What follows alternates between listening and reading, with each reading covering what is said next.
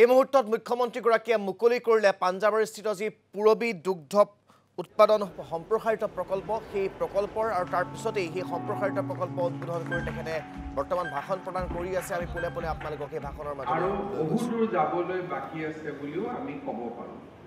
আজি গুজৰাটৰ দৰে ৰাজ্যত বা কৰ্ণাটকৰ দৰে ৰাজ্যত নন্দিনী আমুল এখেতসকলে প্ৰায় ক'ব গ'লে ৮০ লাখ ১ কোটি লিটাৰ গাখীৰ প্ৰতিদিনে উৎপাদন কৰে। গাখীৰ উৎপাদনৰ লগত আটাইতকৈ প্ৰত্যক্ষভাৱে জড়িত দিশ হৈছে গ্ৰাম্য অৰ্থনীতি। কাৰণ প্ৰতি লিটাৰ দুগ্ধ উৎপাদনে গ্ৰাম্য অৰ্থনীতিক শক্তিশালী কৰে আৰু সেইকাৰণে ১ কোটিৰ টাৰ্গেট ৰখাটো উচিতো নহয়, সম্ভৱো নহয়।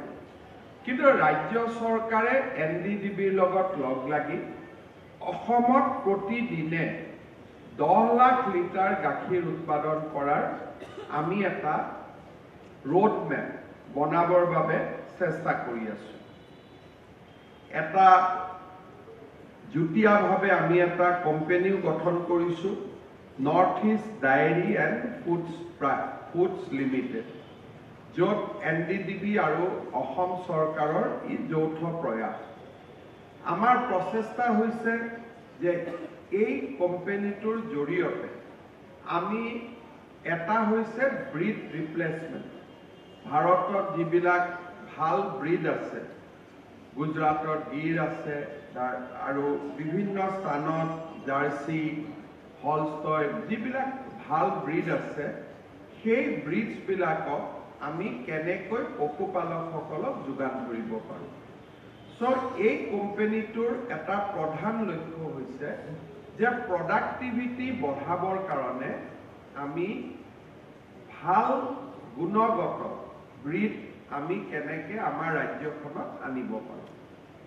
কিন্তু তাৰ লগত আমি সকলোৱে এটা কথা জনা উচিত যে বাহিৰৰ পৰা আমি যিমানেই ব্ৰিড নানো কিয়, লখিমীয়ে হৈছে আমাৰ ষ্ট্ৰেংথ।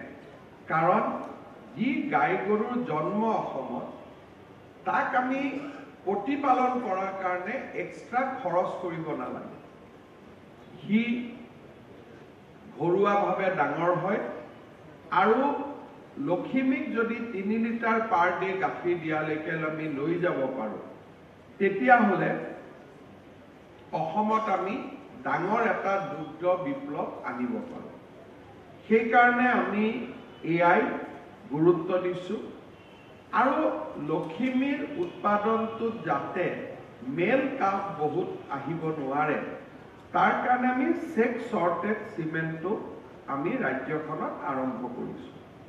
মই ভাবোঁ যে অনাগত দিনবোৰত আমাৰ পশুপালন বিভাগে চেক চৰ্টেড চিমেণ্ট আমাৰ ৰাজ্যত আৰু বিতৰণ কৰিব, যাতে আমি ফিমেল ব্ৰিড আমি বেছিকৈ পাব পাৰোঁ। কোম্পানীটোৰ লক্ষ্য আছিলে যে আমি ব্ৰিড ৰিপ্লেচমেণ্ট কৰিম, লখিমীক আমি উৎপাদনশীল কৰিম। তাৰ লগত আমাৰ চেক চৰ্টেড চিমেণ্ট আমাৰ আৰু এটা কম্পোনেণ্ট আছিল, যিটো 4th কম্পোনেণ্ট, সেইটো হ'ল দুগ্ধ পালকসকলক আমি আৰ্থিকভাৱে কেনেকৈ সহায় কৰিব পাৰোঁ। আজি আপোনালোকে দেখিছে যে যেতিয়াৰ পৰা ৰাজ্য চৰকাৰে ধানত মিনিমাম ছাপৰ্ট প্ৰাইচ দিয়া আৰম্ভ কৰিলে, ৬০০ টকাত বিক্ৰী হৈ থকা ধান আজি ২ বছৰত ২১০০ টকালৈকে বৃদ্ধি পালে।